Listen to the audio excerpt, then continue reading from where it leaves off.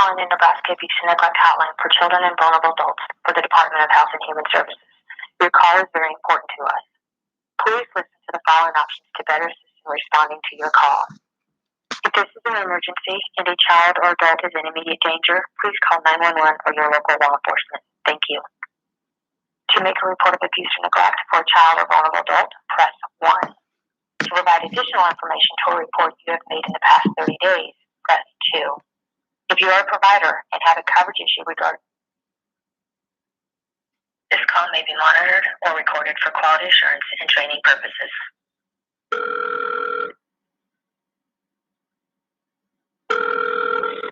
Nebraska Abuse and Neglect Hotline, this is Christopher. Hello, Christopher. My name is Sean. Hi, Sean. How are you today? I'm better than I was a month ago, I do believe. Are you calling to make a report about abuse and neglect of a child or an adult today? An adult. Okay. And how are you familiar with the adult? I am the adult. Okay. What's your last name, Sean? Schwartz. And how do you spell that? SCHWARTZ.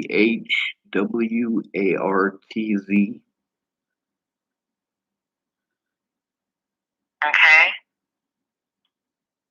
And how do you spell your first name? Sean, SHAWN.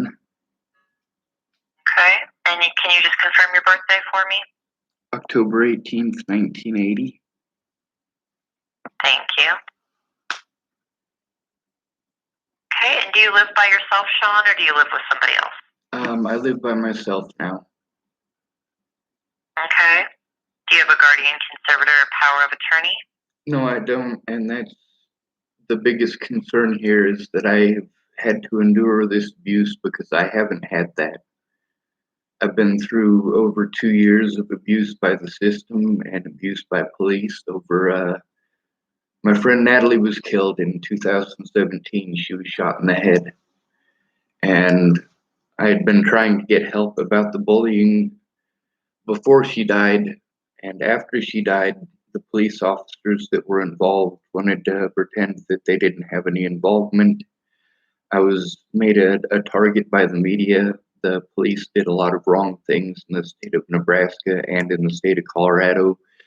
And since then, I've had to bounce around from place to place. I'm a disabled American. I have Asperger's. Before Natalie died, I was living in low income in Chapel, Nebraska, and I was getting disability money. And after an assault by an officer with a history of assault against the homeless, because when Natalie died, I was made homeless. The people who I was living with had stolen my disability money, and I tried to report it. I tried to get help for it. I tried to get an attorney. I was in contact with a lot of different agencies, and nobody would do anything. And now it's been 2 years worth of me being victimized by a lot of different people, and they poke me with a stick and poke me with a stick. And then when I react, they abuse me for reacting to that abuse. And the thing is that it's all because I don't have a guardian. I'm 39 years old. Like I should have had a guardian at 18 years old. And this all was allowed to happen because I don't have anybody like that. And they just call me mentally ill and they can railroad me without somebody like that. All right, so all these things have been happening since the death of your friend Natalie in 2017. So can you tell me what's going on today? Like, is there someone who's abusing or neglecting you today? Well, the thing is that the police in this town did a lot of stuff that's illegal and immoral after Natalie was killed to try to cover up the fact that I had tried to go to them and they had blown me off. And so these are the police officers that I have to go to in order to try to get something done. I need help to file reports about everything that's gone on. I'm not really computer savvy. There's only a few programs that I know how to use. I know how to use Facebook because people helped me. I know how to use YouTube because people helped me. And I know how to use emails because people helped me. But the stuff that they didn't help me with, I don't know how to do. I need someone in person to help.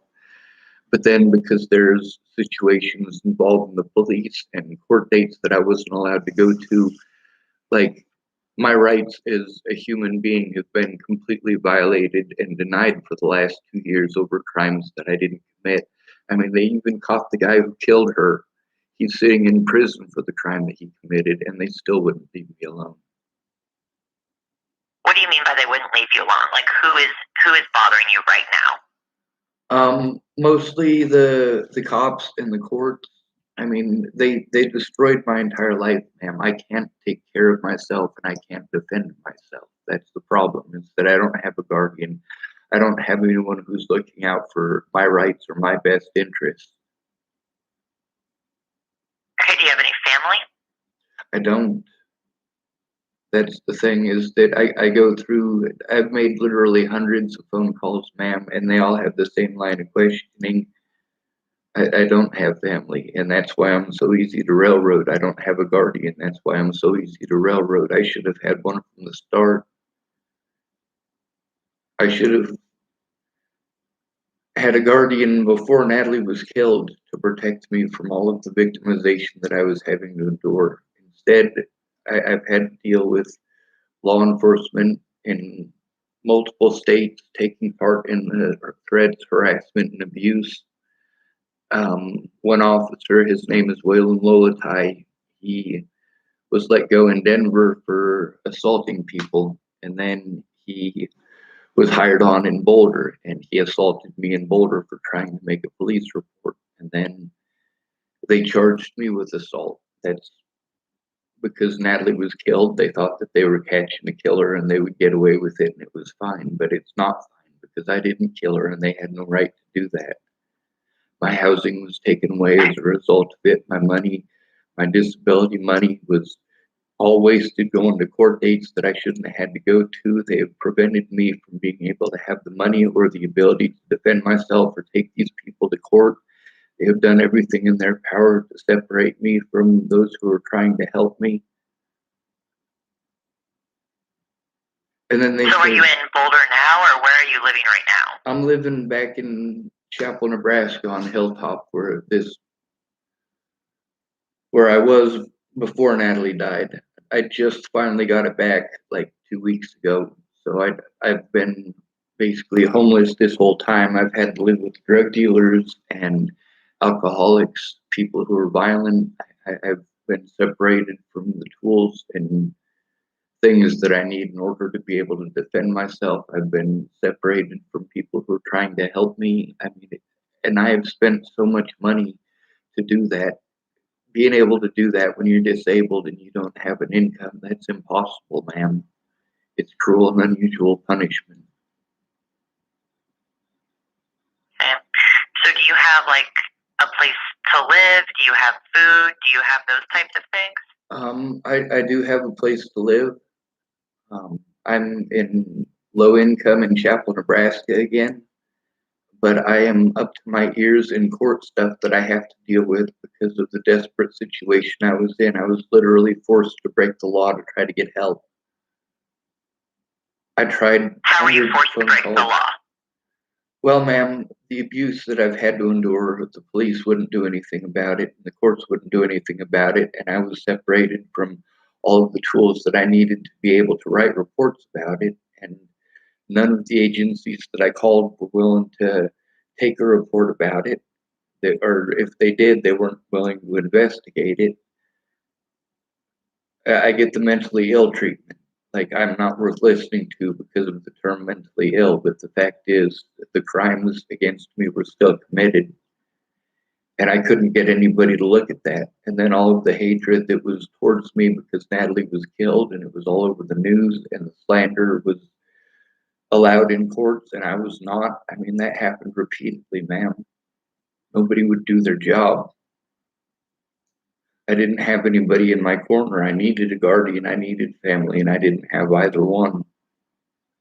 And I've been Okay. abused by Well, if you hundreds of people as a result of it. I've been abused by the courts because of it. I've been abused by police because of it. I've been abused by the volunteers because of it. That officer who assaulted me, they charged me with assault, and that officer was allowed to assault 6 other people after me. He's already lost okay, 2 of but those cases. that was in Boulder, so I want to talk about things that are happening right now here in Nebraska. So Yes, what is ma'am. going on right now? I have a lot of situations that I have to deal with because I don't have law enforcement that I can go to, and I don't have an advocate to speak for me. I have an autism advocate finally, but there's a lot that she's limited in her ability to do. She can't come see me in person because she lives like 2 hours away. She lives in North Platte. I need help to make reports against the police and actually to get these people into court in order to get the abuse that I have to endure every day to stop.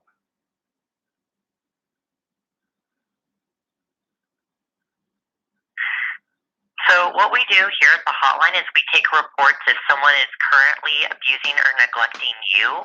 And so I can't help you make a report against law enforcement. You would have to go through those channels. But if you want to I've report tried those someone who's channels. currently abusing or neglecting you, I can take that report.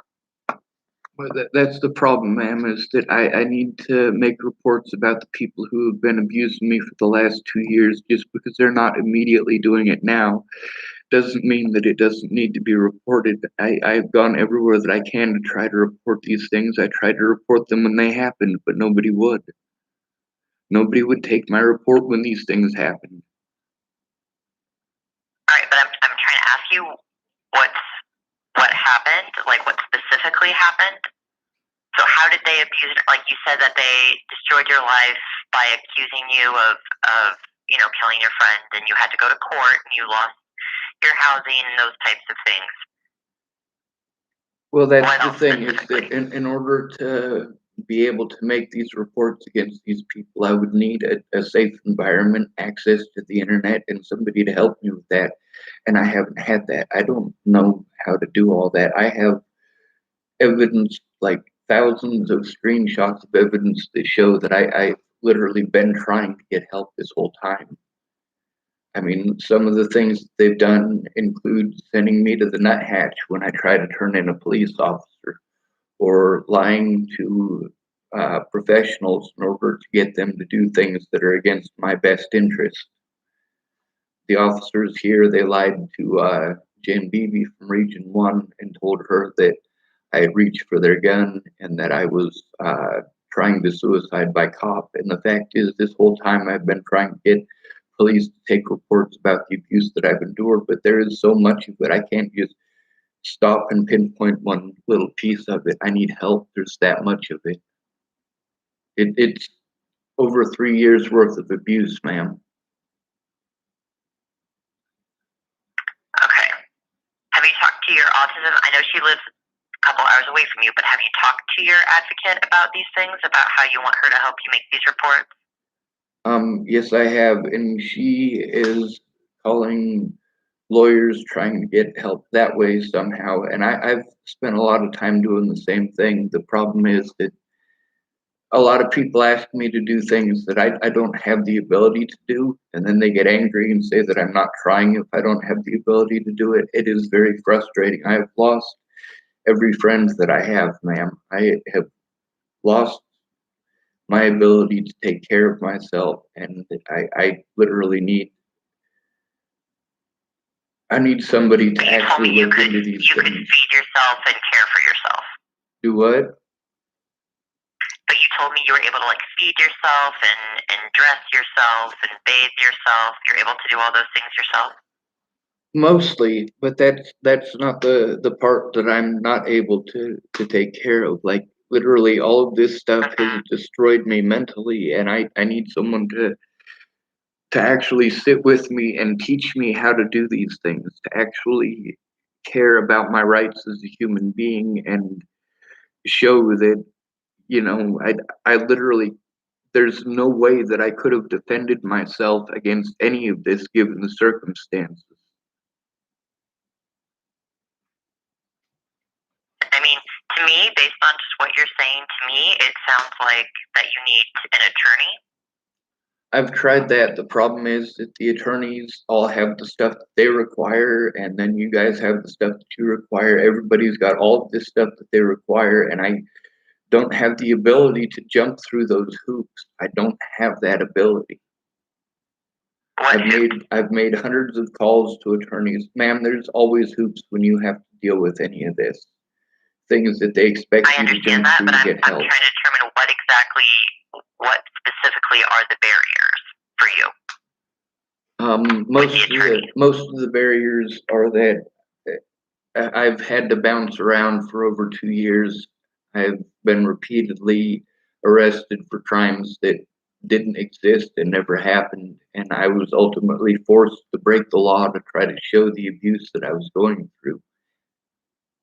There is a lot of it, ma'am. Literally hundreds of people were threatening to kill me and kill my friends and kill my family. Who was threatening to kill you and your friends? I thought you said you didn't have family.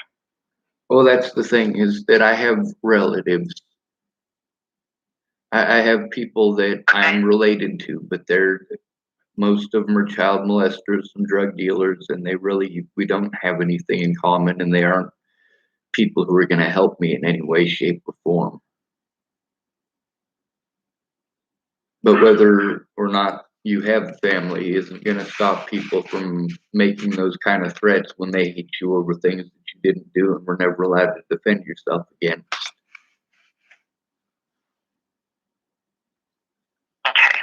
A lot of the stuff that I've had to go through is people throwing bottles at me when I'm walking down the street, or yelling profanities at me, or assaulting me, or taking advantage of the situation that I'm in order to steal my things, because I can't get a police officer to listen to me. They use the term mentally ill as their excuse not to.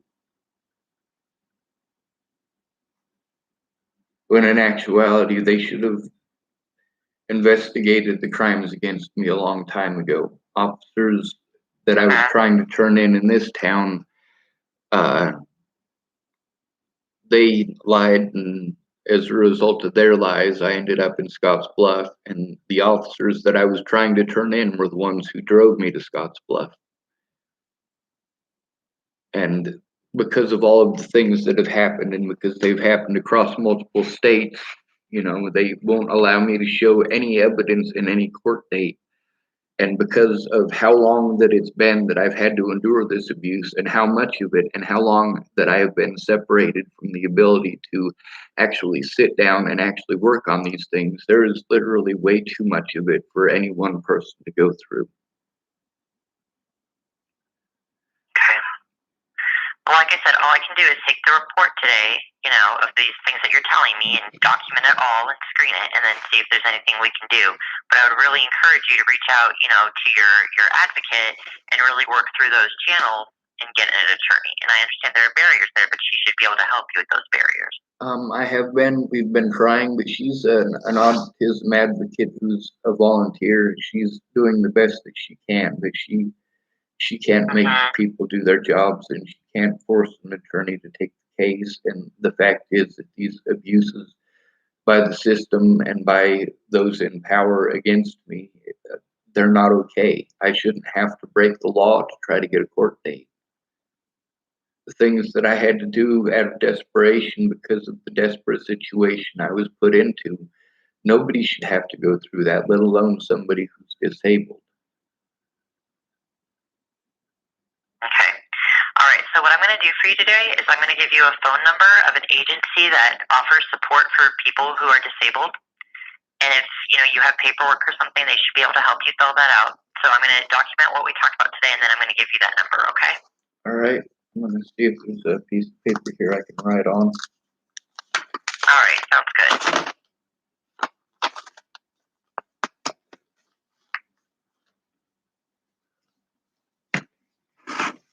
All right, go ahead.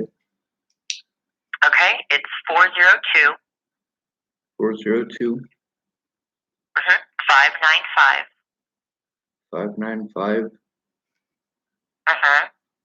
1059. All right. And that, who are they? Okay? And that's an agency called Connections, and they should be able to offer you additional support. All right. Okay. I think I've called them before, but I'll do it again. Okay. All right. Any other resources I could provide for you today? Yes, ma'am. There's quite a few instances of child abuse that I've tried to turn in, and had absolutely no luck with it. A lot of it due to the legal issues that I've had from what's been going on. I need to be able to get this taken care of so that I can actually show people these crimes that have been happening. I've tried to send it over the internet, and police tell me that they didn't get to see it and things like that. And I'm like, if I send it to somebody else, they can see it. Why is it you guys magically can't see it? And that's abuse, some of it in Sydney, Nebraska, and some of it in other states. I mean, it's the situation that I've been forced into is a really, really complicated situation.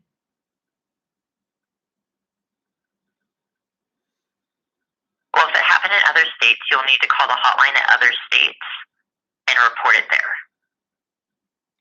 Yes, ma'am. Okay? Thank you.